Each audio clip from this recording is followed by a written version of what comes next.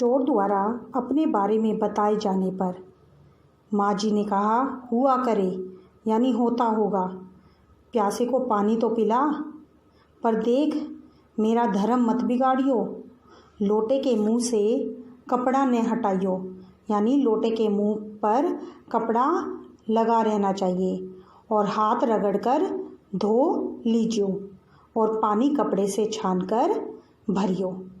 यह सुनकर चोर ने कहा, आप चोर के हाथ का पी लोगी?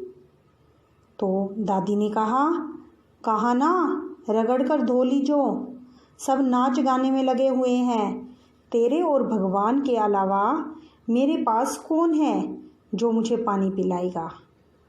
भगवान वहीं कहीं उसके बराबर में धरे हैं, यानी वहीं पर बैठे हैं।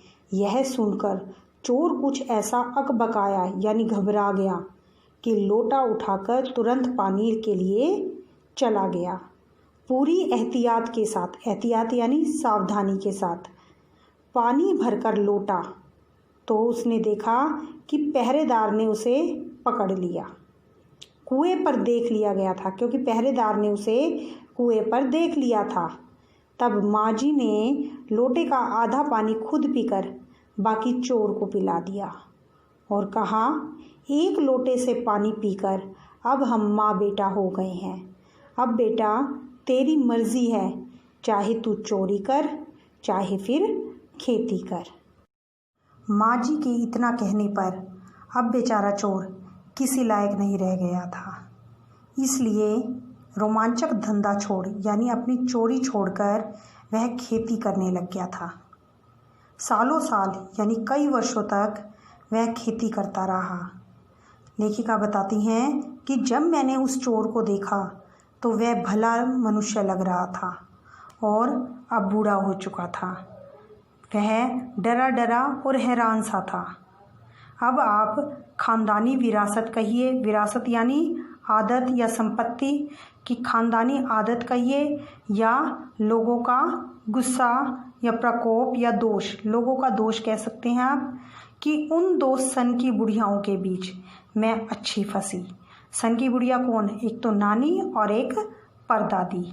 एक तरफ परदादी के चलते हुए यानी माँ जी के चलते अपने लड़की होने पर मेरे अंदर किसी हीन भावना की ग्रंथि ने जन्म नहीं लिया, मेरे अंदर कोई छोटी भावना नहीं आई। और दूसरी तरफ नानी के चलते हुए देश की आज़ादी को लेकर बेकार में ही मैं रोमानी रही, यानी संवेदनशील रही, क्योंकि आज़ादी तो प्राप्त हो गई थी।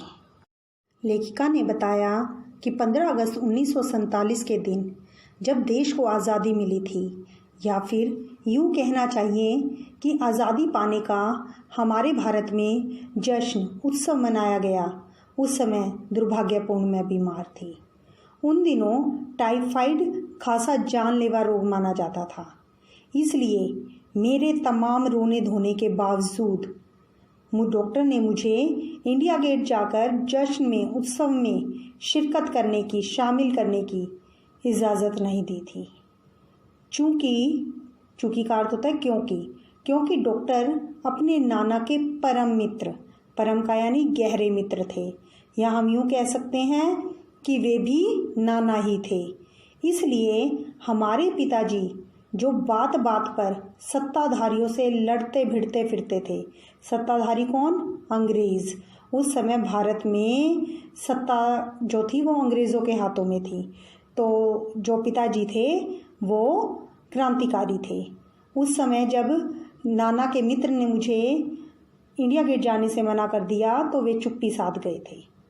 मैं रोती कलपती रही, इतना रोई मैं कि कोई बच्चा अपनी इकलौती गुड़िया के टूट जाने पर भी नहीं रोता। उस समय लेखिका की उम्र 9 बरस की थी। इतनी छोटी नहीं थी कि गुड़िया से बहल जाती, और इतनी बड़ी भी नहीं थी कि डॉक्टर जो कह रहा था उसका कारण समझ पाती। तंग आकर पिताजी ने लेखिका को ब्रदर्स कारामजोव उपन्यास पकड़ा दिया कि तुम यह पढ़ लो। किताबें पढ़ने का मुझे मिराक था। मिराक यानी मानसिक बीमारी। लेखिका बताती हैं कि किताबें पढ़ने की मुझे मानसिक बीमारी थी। सो जब कुछ देर बाद लेखिका ने देखा कि पिताजी को छोड़कर घर के बाकी सभी लोग पलायन कर चुके थे, पलायन यानी जा चुके थे इंडिया गेट पर आज़ादी का जश्न मनाने के लिए, और पिताजी दूसरे कमरे में बैठे अपनी किताबें पढ़ रहे थे, तो लेखिका ने रोना धोना छोड़कर अपनी किताब खोल ली, ब्रदर्स कारामाज़ोव। एक बार शुरू कर लेने पर उसने मुझे इतनी मोहलत नहीं दी, मोहलत यानी इतना समय ही नहीं दिया, इतनी फुर्सत ही नहीं थी कि दोबारा रोना शुरू करूं या कोई और काम पकड़ूं। उस वक्त ब्रदर्स कारामाज़ोव मुझे देने में क्या तुक थी, क्या कारण था, तब मेरी समझ में नहीं आया। और किताब भी कितनी समझ में आई वह भी मैं अब तक नहीं जानती, क्योंकि उसके बाद इतनी बार पढ़ी कि सारे पाठ आपस में गड़मड़ हो गए, घुल गए, पता ही नहीं है कि कहाँ पर क्या लिखा हुआ है। कितना पहली बार पल्ले पड़ा यानी कितना पहली बार समझ में आया और कितना बाद में, यह कहना मुश्किल है, पर इतना विश्वास के साथ कह सकती हूँ कि उसका एक अध्याय यानी पाठ जो बच्चों पर होने वाले अनाचार और अत्याचार पर था, मुझे पहली बार में ही लगभग कंठस्थ मुँह जुबानी याद हो गया था। उम्र के हर पड़ाव पर वह मेरे साथ रहा और मेरे लेखन के एक महत्वपूर्ण भाग को प्रभावित करता रहा। लेखिका मानती है कि माँ जी की मन्नत का असर रहा होगा कि सिर्फ मैं ही नहीं बल्कि मेरी चारों बहनें भी लड़की होने के नाते किसी हीन भावना का शिकार नहीं हुई कि हम लड़कियां हैं। नानी, माँ और परदादी की परंपरा बरकरार रखते हुए हमने भी लीक पर चलने से इनकार कर दिया। वे भी लीक पर नहीं चलती थी बल्कि लीक से हटकर कोई कार्य करती थी। सबसे पहली लड़की घर में थी मंजुल भगत, जिसके लिए मन्नत मांगी गई थी। वह लेखिका की बड़ी बहन थी। उसके घर का नाम रानी था और बाहर का मंजुल। और जब वह लेखिका बनी, लेखिका अवतार यानी लेखिका बन गई, लिखने लग गई, तो उसका नाम पड़ गया मंजुल भगत, क्योंकि लिखना शादी के बाद शुरू किया था और अपना नाम बदलकर पति का ग्रहण करने में कोई हीन भावना आड़े आ नहीं आई। इसलिए पैदाइशी जैन नाम छोड़ वह भगत बन गई। लेखिका आगे बताती हैं कि दूसरे नंबर पर मैं थी।